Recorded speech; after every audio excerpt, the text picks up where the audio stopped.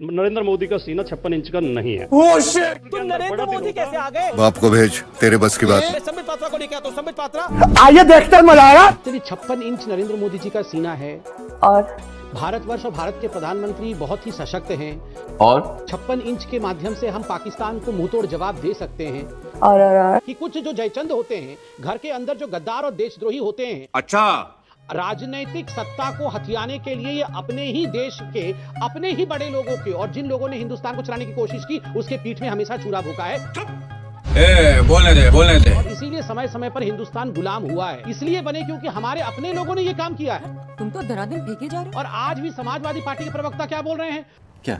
मोदी जी का तो 56 इंच का सीना नहीं है। अब गर्दा उड़ेगा भैया। अगर संबित पात्रा की बात पर विश्वास कर लिया जाए, सुधांशु त्रिवेदी का कहना है हिंदू जाग रहा है अच्छा, और इसीलिए विपक्ष भाग रहा है। अभी बता दे भाई। सुधांशु जी ने कहा 2014 में आजादी का एहसास हुआ, क्यों हुआ उसका कारण खोजिए। अब गर्दा उड़ेगा भैया। भारतीय जनता पार्टी की मां है जनसंघ, जनसंघ की मां है हिंदू महासभा और आरएसएस, हिंदू महासभा और आरएसएस से इनकी पार्टी का जन्म हुआ है। ये टीवी वाले भाई, जब देश की आजादी की लड़ाई चल रही थी तो हिंदू महासभा और आरएसएस अंग्रेजों के साथ थी। कह दो कि ये झूठ है। आजादी की लड़ाई में शामिल नहीं थी, इसलिए जब देश आजाद हुआ तो देश की जनता ने इन्हें नकार दिया। नहीं मां, ये सच नहीं है। इनकी कहीं एक सीट आती थी, कभी 2 आती थी, और 1990 में जाके नकार रखा था आपको। आपकी पार्टी को कोई गंभीरता से नहीं ले सकता था। गजब बेइज्जती है। क्योंकि ये अंग्रेजों की मुखबिरी करते थे, स्वतंत्रता सेनानियों के खिलाफ कोर्ट में गवाही दिलवा के उन्हें सजा करवाते थे।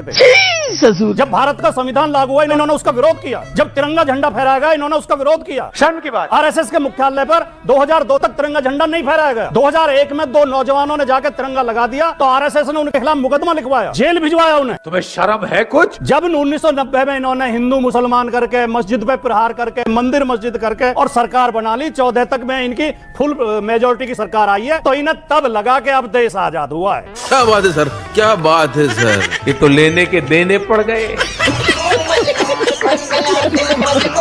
चीन के संदर्भ में क्या देश की छवि मजबूत नहीं हुई है? आलोक शर्मा जी, अभी मजा आएगा ना भिड़ो। बिल्कुल, चीन के संदर्भ में देश की छवि मजबूत हुई है।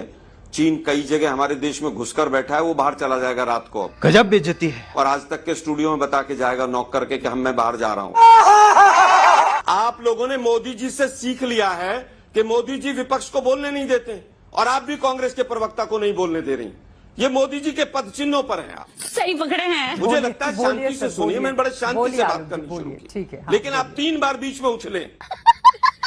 इसलिए क्यों, कारण क्या है? उछले नहीं है, सवाल पूछा बर्दाश्त है। ही नहीं कर पाते। शब्दों का चयन बीजेपी थोड़ा का ठीक प्रवक्ता से शांति कीजिए। से बैठता है। उछले नहीं है।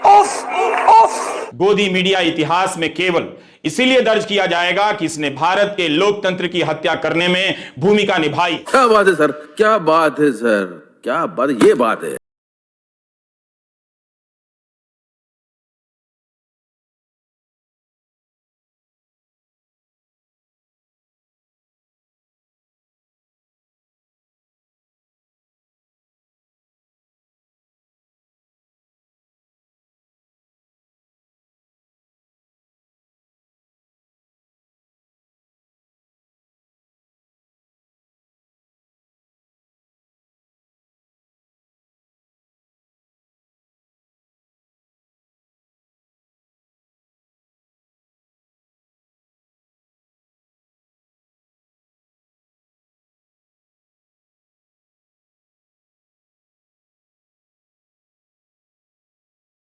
चीन के संदर्भ में क्या देश की छवि मजबूत नहीं हुई है?